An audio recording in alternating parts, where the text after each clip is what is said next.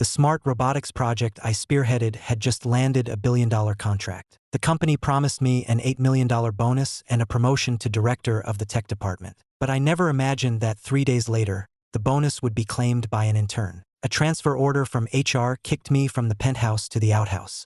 Liam Miller, as of today, you are transferred to facilities, responsible for cleaning the restrooms on floors 1 through 7. I clutched the thin sheet of paper, my fingertips turning numb with cold. Where's Ms. Vance? I need to see her. The HR manager adjusted his glasses, his tone flat. Ms. Vance is on a business trip. This was a unanimous decision from the executive board. The company will reevaluate your compensation package based on your new role. I stormed directly into the CEO's office, and there was Sophia Vance, leisurely brewing tea. Sophia, tell me why. I slapped the transfer order down on her coffee table. She slowly poured a cup of tea. Liam, I'll admit, you're very capable, but you have an attitude problem. I have an attitude problem? You used to work so hard, but now you've gotten arrogant. You leave right on the dot every afternoon and barely say a word in department meetings. Look at Julian. He works until midnight every day and even comes in on weekends to learn. That's what I call dedication. I was so furious I had to laugh. Julian Reed? The intern who started 3 months ago?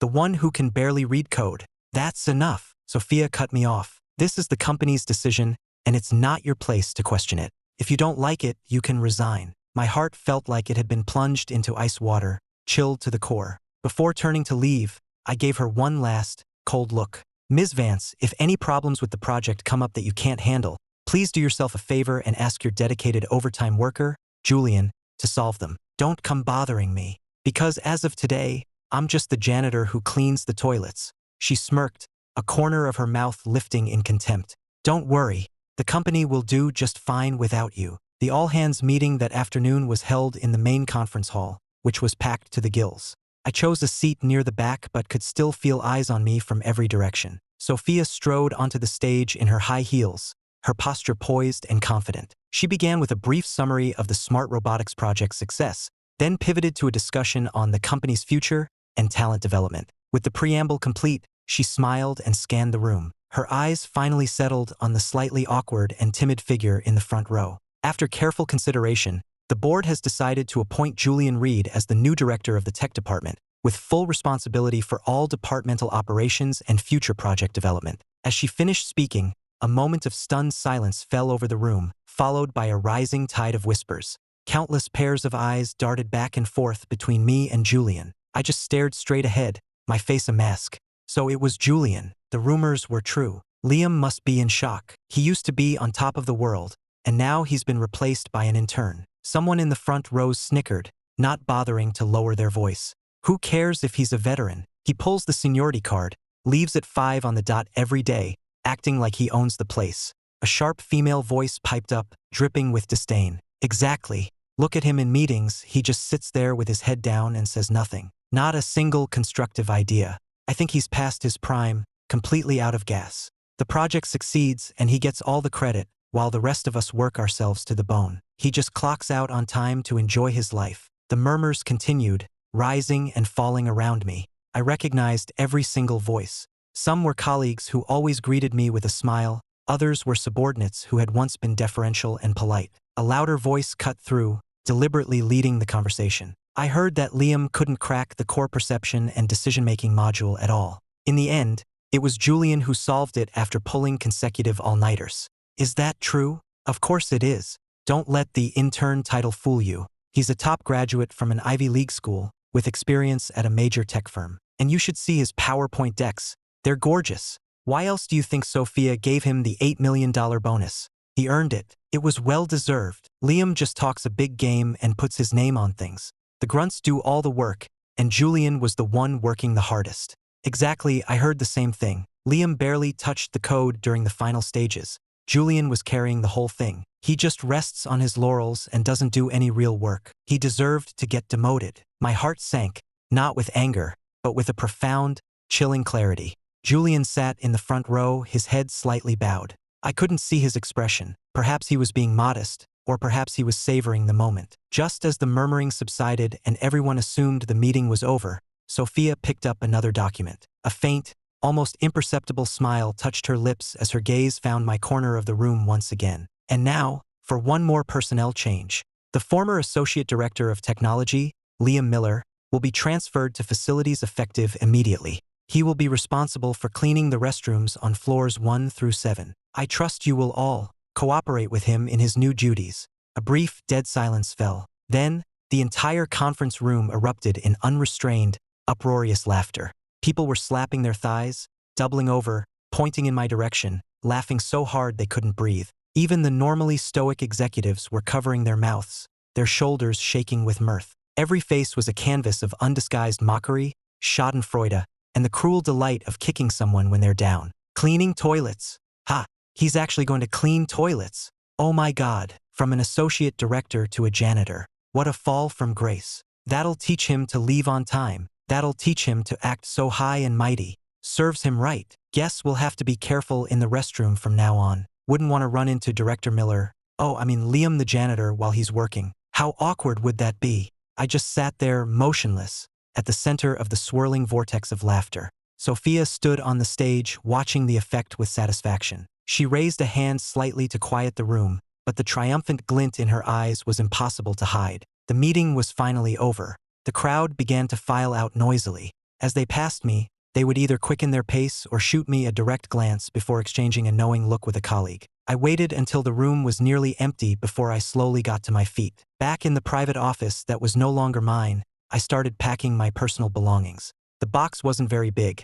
9 years of my life, scattered inside, only filled it halfway. My fingers brushed against an old coffee mug. It was a gift from Mr. Vance Sr., Sophia's father, given to the core team when the company secured its first round of angel funding. The word pioneer was engraved on it. Touching it now, it felt like nothing but a cold, bitter irony. 9 years ago, the fledgling company was crammed into a tiny corner of a tech park. There were fewer than 10 of us, including the boss. Every payday was a struggle, and the company's bank account constantly teetered on the edge of bankruptcy. Back then, there was no such thing as leaving on time. Pulling all-nighters was the norm. To crack our first critical project, I slept on a cot in the office for 2 solid months, living on coffee and instant noodles. In the end, we delivered a game-changing solution just before our competitors. That project was the company's first real win. Saved us, and from there we snowballed, growing bigger and bigger. Mr. Vance Sr., Sophia's father, used to clap me firmly on the shoulder and tell everyone, "Liam is the hero of this company. Without him, we wouldn't be here today." His eyes shone with admiration, gratitude, and a deep sense of reliance. It was hard, exhausting work, but our hearts were full. Every struggle felt meaningful, and the company felt like a child we were raising together. "Liam," a cautious voice broke through my reverie. Julian Reed was standing in the doorway, a look of concern and a hint of indignation on his face. He hesitated, as if waiting for my permission to enter. "Come on in," I said, continuing to pack without looking up. He tiptoed in, glanced around the now barren office, and sighed. "Liam, I honestly never thought that Ms. Vance would make a decision like this. Sending you to facilities to clean toilets, it's just absurd." I said nothing, waiting for him to continue. When I didn't respond, he leaned in closer and lowered his voice. "Liam, you were the lead on this project. That's a fact nobody can deny. Even if they don't give you credit, they should acknowledge the hard work. For Ms. Vance to do this, it's like she's just throwing you under the bus now that the work is done." He sounded so sincere, as if he were genuinely outraged on my behalf. Looking at his young, yet already worldly face, I remembered what he was like when he first started. 3 months ago, Julian Reed had arrived for his internship, haloed by his Ivy League PhD and experience at a major tech firm. He bowed to everyone he met, a gesture so humble it bordered on sycophantic. He proactively requested to join the Smart Robotics team, which was the most critical and demanding project at the time. He spoke earnestly, claiming he only wanted a chance to learn. Sophia agreed without a second thought, not even bothering to consult me. Once on the project, he cleverly took on all the grunt work that didn't involve core code. He particularly excelled at creating PowerPoint decks and organizing data documents. As you'd expect from someone with his background, his presentations were stunning, full of slick animations and beautiful layouts that were incredibly impactful. And he certainly did work overtime, often staying at his desk late into the night, keyboard clattering away as he processed seemingly complex data files or polished his report materials again and again. That's how he built his reputation for being so dedicated. "Liam, don't be too discouraged," Julian's voice piped up again. "Facilities might not sound glamorous, but at least it's still a job. If you ever need anything over there, just let me know." I'll make sure it gets taken care of. I stopped packing and finally looked up at him, my gaze steady. Are you done? He froze for a second, clearly not expecting that reaction, and the concerned expression on his face faltered. If you're done, then get out, I said, my voice flat. Director Reed, I need to finish packing. Don't make me late for my first day in facilities. Julian's mouth twitched, the carefully crafted mask of sympathy nearly slipping. A flash of offended anger crossed his eyes, but he quickly forced a helpless, tolerant smile. Liam, I know you're upset. I'll go now. You take care. He turned and walked away,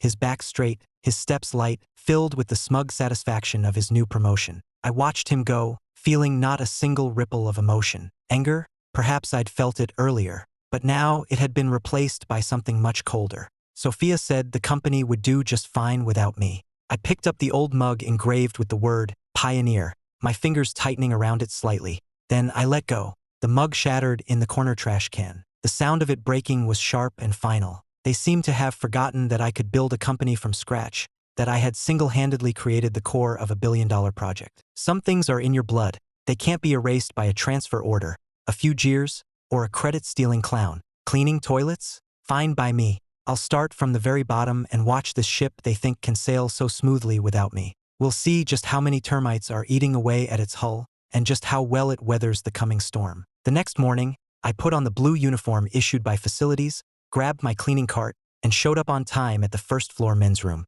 The acrid smell of disinfectant filled the air, a stark replacement for the familiar aroma of office coffee. The first person to walk in was an engineer from the tech department who used to report to me. He saw me wiping down the sinks and froze for a second, then a sarcastic, undisguised smirk spread across his face. Well now, Associate Director Miller? Getting an early start at your new post, are we? He deliberately stressed the word director as he unzipped his fly and chuckled. You're certainly adaptable, I'll give you that. I didn't look up, just kept wiping. During the morning rush, the restroom started to fill up. Serves him right, a low voice muttered from outside a stall. It was that guy from marketing who always wore loud shirts.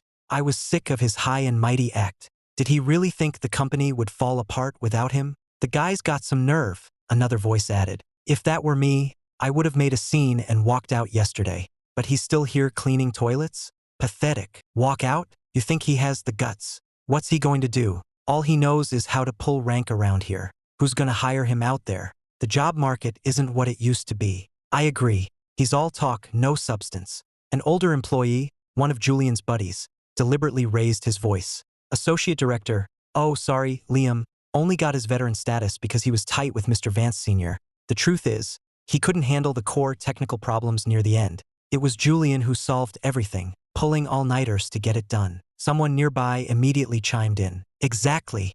Mr. Vance Sr. was sentimental, so he kept him around. But now that Sophia's in charge, she values real talent and a strong work ethic. Dead weight like him was bound to be exposed. Sophia is incredible, another voice said admiringly. She's got sharp instincts and she's decisive, way more gutsy than her father ever was. If it weren't for her, we'd still have guys like him just warming a seat and collecting a paycheck.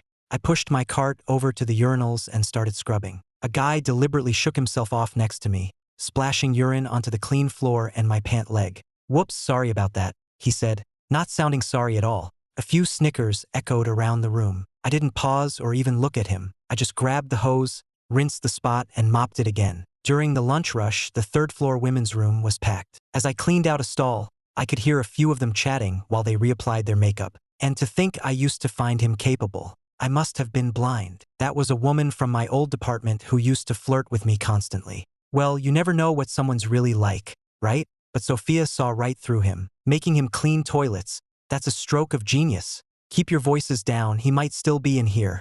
Who cares? What's he going to do about it now? If he hears us, he hears us. It's the truth. Later that afternoon, Julian walked in, flanked by his new entourage. He saw me and paused, a perfectly calibrated expression of awkward pity crossing his face. Liam, the sycophant next to him, immediately scoffed. Director Reed, you're still calling him by his first name. He's just a janitor now. He's not in your league anymore. Julian frowned as if he was about to object, but in the end, he just sighed and said with a tone of resignation, "Don't be like that. After all, Liam did contribute to this company." Contribute what? His ego? The guy shot back mercilessly. Director Reed, you're just too nice. A guy like that isn't worth defending. I bent over to empty the trash can, ignoring their conversation completely. I tied off the full black bag, pulled it out, and put in a fresh one. As I was pushing my cart through the empty first-floor lobby at the end of the day, I ran right into Sophia Vance. She looked me up and down, taking in my blue uniform, and her lips curled into an undisguised sneer. "Liam, getting used to the new job?" I stopped my cart and met her gaze calmly. "It's going great. Thanks for your concern, Ms. Vance." My unflappable demeanor seemed to annoy her. She let out a cold laugh. "When I first took over, my father went on and on about how important you were. He said you were the bedrock of this company, its technical soul. I actually believed you were something special. Now I see you're just a washed-up hack, coasting on your reputation and waiting to retire." I looked at her face, flushed with agitation, and felt nothing. I just replied calmly, "Perhaps. We'll see what's gold and what's just a rock. The truth always comes out eventually." My calm, almost dismissive tone infuriated her. She stepped closer, her manicured finger jabbing toward my face, her voice shrill. "Liam, don't you dare get cocky with me. What do you think you are now? You're nothing but a janitor who scrubs toilets. If it weren't for my father, you'd have been fired ages ago. The truth? Let me tell you the truth. Without this company, you are nothing. You are." Just then, her phone, buried in her designer handbag, began to ring. Sophia frowned with annoyance and pulled out her phone to check the caller ID. In an instant, all the anger and arrogance drained from her face. The name flashing on the screen was clearly someone important. She took a deep breath, visibly composing herself before answering. "Hello, what's wrong?" Her expression changed dramatically in the next second. "What do you mean the robotics system crashed during the test run? A massive failure? Sterling Corporation says if we don't fix it immediately, they're pulling the billion-dollar contract?" The tech team scrambled to assemble. As they were about to head out, someone glanced over at me. "Shouldn't we bring Liam?" they whispered. Sophia, who was reviewing a file, didn't even look up. She just let out a cold, dismissive snort. "Bring him? You want to bring a janitor to a client site and embarrass us?" She snapped the folder shut, her tone final. "Julian and the rest of you are more than enough. Bringing that dead weight along would only cause more problems."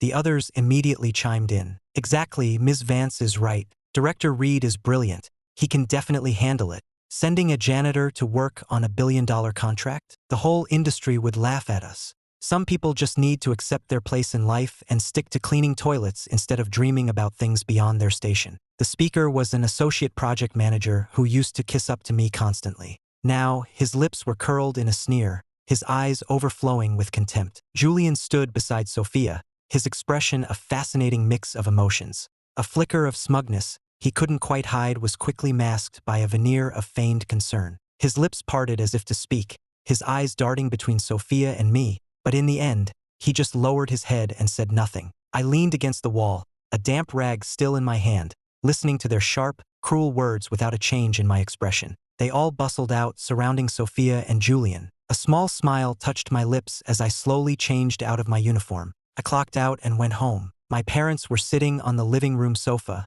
their faces grim. "Liam," my dad said, his voice tight with anger. "We heard what happened at work." My mom's eyes were red-rimmed. She came over and took my hand. "Our neighbor's son, he works at your company. He told us everything. How could they treat you like that? Making an associate director of technology clean toilets." My dad snorted, his chest rising and falling. "It's outrageous. You shouldn't stay at that damn company a minute longer. With your talent, you could get a job anywhere. There's no reason to stay there and let them humiliate you like this." "Your father's right," my mom added gently. "Don't put yourself through this. Just quit. I support you." Seeing how anxious and heartbroken they were for me, I smiled. I squeezed my mom's hand and guided them back to the sofa. "Mom, Dad, don't worry," I said calmly. "I'm staying and cleaning toilets, but not because I'm willing to swallow my pride or let them walk all over me." My dad's brow furrowed. "Then why are you doing it? This is a complete disgrace." "To watch the show," I said with a small smile. "A show that's about to begin." My parents exchanged a confused look. Just then, my phone, sitting on the coffee table, lit up and began to vibrate. The caller ID read, "Sophia Vance." My parents' eyes snapped to the phone, their confusion deepening. I calmly picked it up, letting my finger hover over the answer button for a moment before slowly swiping to accept the call. "Liam, you need to get over to Sterling Corporation right now." Immediately, I held the phone to my ear, my voice even. "Ms. Vance, I'm just a janitor. I don't think it would be appropriate for me to go to Sterling Corporation. Liam, Sophia's voice shot up before she forced it back down, laced with frustration. Stop messing with me and get over here. That's an order. An order, I repeated softly, glancing at the clock on the wall. Ms. Vance, it's after 5. Besides, my job description is to clean the restrooms on floors 1 through 7. Sterling Corporation is not part of my duties. I could hear her heavy breathing on the other end. She was practically speaking through clenched teeth. There's a huge problem with the project. Mr. Sterling is furious, and we might lose the contract. You used to be the project lead after all. Ms. Vance, I cut in. Have you forgotten? During the final stages, Director Reed was the one who solved all the core technical problems by pulling all-nighters. I was just a figurehead coasting along. My being there would be useless. You have Director Reed.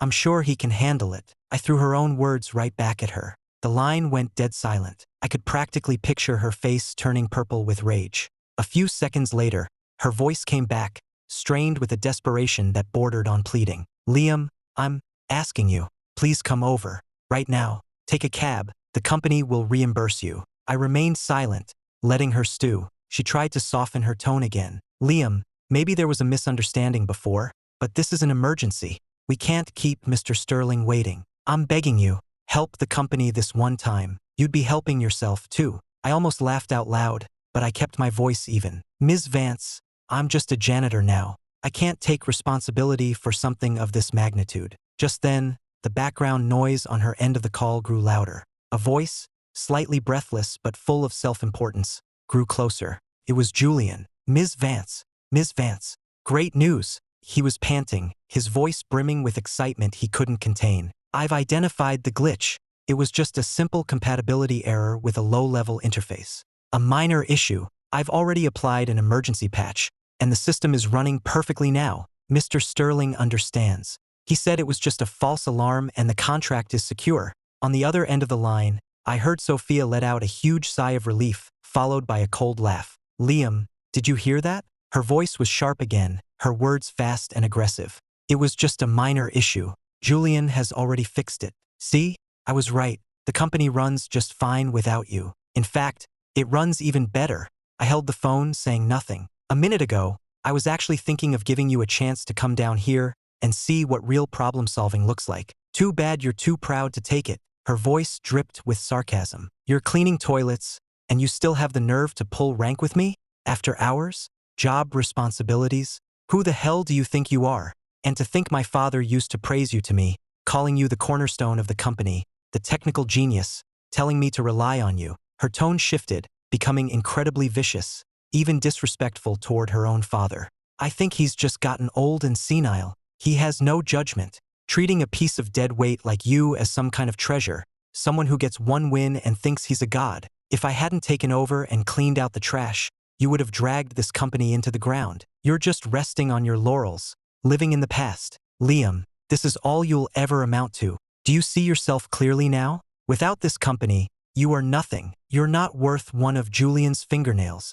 Frankly, cleaning toilets is a promotion for you. She continued her tirade, one nasty insult after another, as if trying to repay me tenfold for the humiliation of having to ask for my help moments before. I listened quietly, feeling nothing at all, except a faint sense of amusement. I couldn't be bothered to waste any more time on her. I hung up and blocked her number. The world was finally quiet. When I put my phone down and looked up, I met my parents' even more anxious and confused eyes. Son, she said, the problem is solved. That in turn got all the credit. It's clear the company doesn't need you anymore, my mom said, grabbing my hand urgently. Why are you still there, letting people gossip about you while you clean toilets? This isn't a job, it's a public shaming. My dad sighed heavily, his brow furrowed. That's right, a man has to know when to bend, but you can't let people walk all over you like this. If they don't want you, someone else will. Listen to me, son. Go in and resign tomorrow. Seeing them so worried and heartbroken on my behalf warmed me. I sat back down and poured them each a glass of water.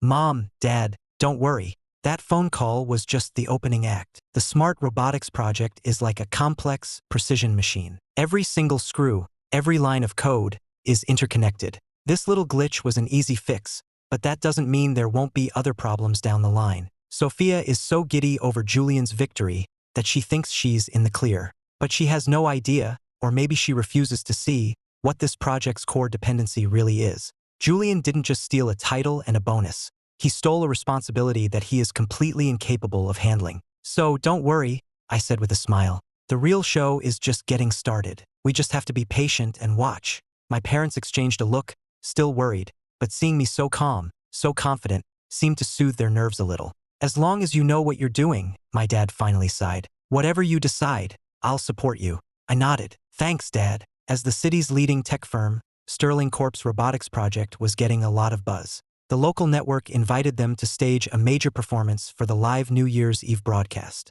It wasn't just a product demo, it was a major PR event, tying the company's image to the city's reputation as a tech hub. As their key partner, Sophia was invited, and she brought Julian along as her plus one. During the event, Mr. Sterling publicly praised them, even hinting at a deeper strategic partnership in the future.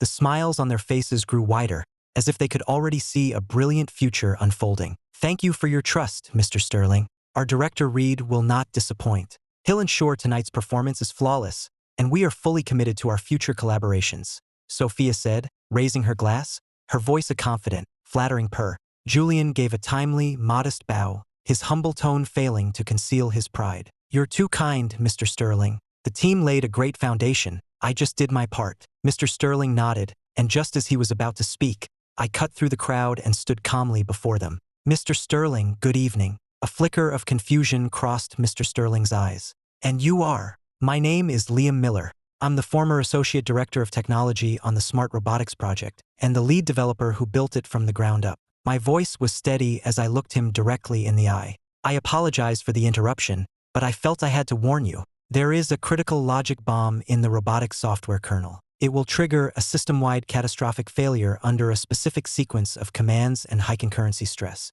The scale of tonight's performance is almost certain to trigger it. For the sake of Sterling Corp's reputation and the networks, I strongly advise you to cancel the performance immediately and run a full diagnostic. The air went still. The smile on Sophia's face froze, then twisted into a mask of shock and fury. She stepped between me and Mr. Sterling. Mr. Sterling, don't listen to a word he says. He's not with our company anymore. He was demoted for poor performance and a bad attitude, and transferred to facilities to clean the restrooms. He's a janitor. He's just a bitter, disgruntled ex-employee trying to sabotage us. Julian quickly recovered, puffing out his chest. Mr. Sterling, I can personally guarantee you, there is nothing to worry about. I've led the team through countless checks and stress tests on the version of the software we're using tonight. Every single component has been verified. There is absolutely no critical flaw.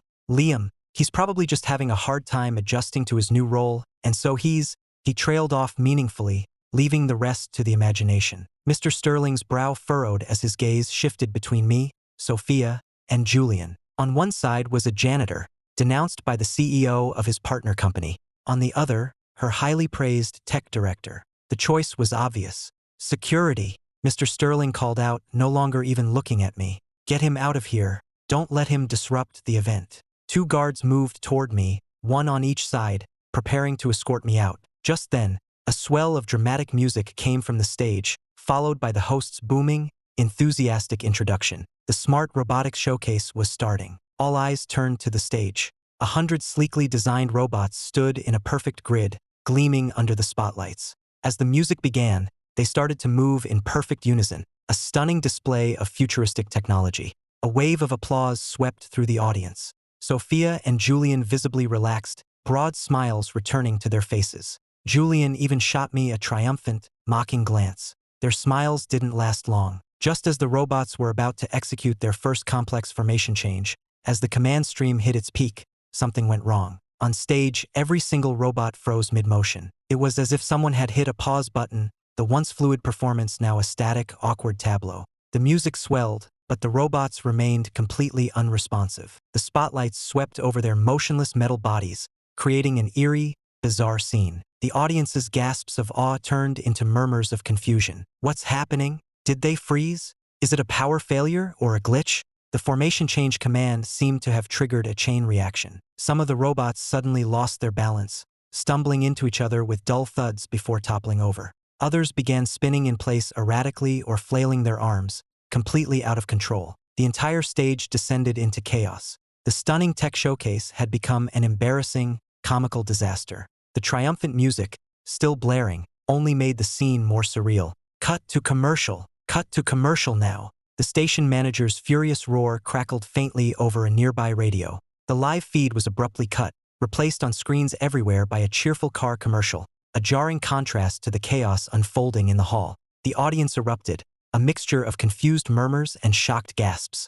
Mr. Sterling's face went from flushed to pale, his knuckles white as he gripped his champagne flute. He whipped his head around, his glare like a dagger aimed at the once confident Sophia and Julian. The color drained from Sophia's face. Julian was frozen to the spot, his smug expression replaced by one of pure, disbelieving horror. His absolutely flawless software had just delivered the most public, humiliating slap in the face imaginable. Just then, the station manager himself came running over, his forehead beaded with sweat. Forgetting all decorum, he yelled at Mr. Sterling. "Sterling, what the hell was that? This was a live national broadcast. The whole country was watching. You've made my network a laughingstock. You owe me an explanation." A vein throbbed on Mr. Sterling's temple. He snarled at a ghostly pale Sophia. "What are you standing there for? Go fix it." Sophia snapped out of her stupor and grabbed Julian's arm. "Go, find out what's wrong, now." Julian stumbled toward the control console, his fingers trembling as they fumbled with the keyboard, sweat pouring down his face. The murmuring from the audience grew louder, now laced with open mockery. The seconds ticked by. The robots on stage remained a chaotic mess, some even beginning to spark. Faced with a screen full of complex error logs, Julian was completely lost. His face went from pale to ashen, his lips trembling so badly he couldn't form a coherent sentence. Mr. Sterling's patience was gone. His eyes scanned the chaotic scene and finally landed on me. Before he could even speak, I was already moving, walking directly toward the control console. "Liam, what do you think you're doing?" Sophia shrieked. "Don't you dare touch anything." I ignored her shriek and simply pushed Julian, who was still uselessly tapping at the keyboard, out of the way. He stumbled back, nearly falling, and glared at me with a look of pure, venomous shock. "You're just trying to make things worse. You want to see us fail, don't you?" Sophia screeched, her voice grating. I didn't look back. My fingers were already flying across the keyboard. The console screen flickered, lines of code scrolling past at a blur. Down below, Mr. Sterling and the station manager watched my hands, transfixed. Sophia's yelling faded into meaningless background noise. In less than 2 minutes, I hit the final carriage return. On stage, every frozen, spinning, and toppled robot instantly ceased all motion, as if a master reset switch had been flipped. Then, smoothly, they all returned to their starting positions in a perfect grid as the spotlights refocused on them. The music swelled to its crescendo, and the robots began to dance again, their movements precise, their formations flawless, as if the catastrophe had never happened. The station manager snapped out of his trance and yelled into his radio, "Get us back on the air. Cut back to the live feed, now." The broadcast returned to the stage, all traces of the chaos and embarrassment gone, replaced by a perfect fusion of art and technology. After a moment of stunned silence, the audience erupted in thunderous applause, even louder than before. Mr. Sterling let out a long, slow breath, his eyes filled with awe and admiration as he looked at me. He gave a slight nod, a gesture that said everything. Beside him, Sophia and Julian's faces had gone from white to a deep, blotchy red. They stood frozen, enduring the stares from every direction, looking as if they wanted the earth to swallow them whole. The day after New Year's, I walked into Sophia's office with my letter of resignation. The moment she saw me, she shot up from her desk, her face plastered with a sycophantic smile I'd never seen on her before. "Liam, you're here. Please, sit down." She poured me a glass of water herself. "About yesterday, we couldn't have done it without you. What happened before, the company was wrong. I was wrong about you. I sincerely apologize." I ignored her, tossing my resignation letter onto her desk. "Ms. Vance, I'm here to resign." Her smile froze. She hurried around her desk to my side. "Liam, don't be rash. I know you were treated unfairly. It was all because of that useless, incompetent Julian. I'm firing him today. The director position is yours. It's always been yours." "No, wait, Vice President. How does VP of Engineering sound? You can name your price for salary and bonuses." She even invoked her father's memory to try and keep me. "If my father were here, he would want you to stay. This company needs you, Liam." I looked calmly at her flustered face. "There's no need for that, Ms. Vance. Some things, once they're broken, can't be put back together. The day you decided I was arrogant, handed my bonus and all the credit to an intern who can only make pretty slides, and sent me to clean toilets. That was the day we ran out of things to talk about. Her face went pale. She tried to make an excuse. I was deceived. I cut her off, my voice still calm. You weren't deceived. You simply chose to believe what was convenient for you. You value the appearance of hard work over actual competence. You'd rather have an obedient mediocrity than a talented person you find difficult to manage. We're on different paths now. My words left her speechless, her face a mixture of shame and humiliation as she watched me turn and walk away. As I walked out the front doors of the building, a black Maybach pulled up to the curb. The window rolled down, revealing Mr. Sterling's smiling face. "Mr. Miller, do you have a moment?" he asked, getting straight to the point. "Sterling Corporation needs a technical mind like yours. The position of president of RD is open, if you're interested. You'd have your own independent division, unlimited resources, and you'd report directly to me. As for compensation, I guarantee you'll be more than satisfied." I glanced back at the building where I had spent 9 years of my life, then looked at the sincere offer in front of me. I smiled and opened the car door. All right, joining Sterling Corporation was like being unleashed. Free from the internal politics and constraints, and with complete trust and unlimited resources, my work on the next-generation robotics system progressed at lightning speed. Within a year, the project not only dominated the domestic market but also won the highest international award in the field of artificial intelligence, bringing immense prestige to both myself and Sterling Corporation. Sophia's company, on the other hand, saw its reputation collapse after the New Year's Eve disaster. Sterling Corporation sued them for breach of contract, demanding massive damages. Clients fled, the money dried up, and their core talent abandoned the sinking ship. In just over a year, it was on the brink of bankruptcy. As for Julian Reed, he became infamous in the industry, earning the nicknames PowerPoint Engineer and the Project Destroyer. I heard he was blacklisted by every reputable firm and had to leave the country to find work. 3 more months passed. I was in my office at Sterling Corporation when an acquisition proposal landed on my desk. On the cover, in clear, bold letters, was the name of Sophia Vance's company. I smiled, picked up the intercom, and buzzed my assistant. "Get back to them. Tell them we accept the offer."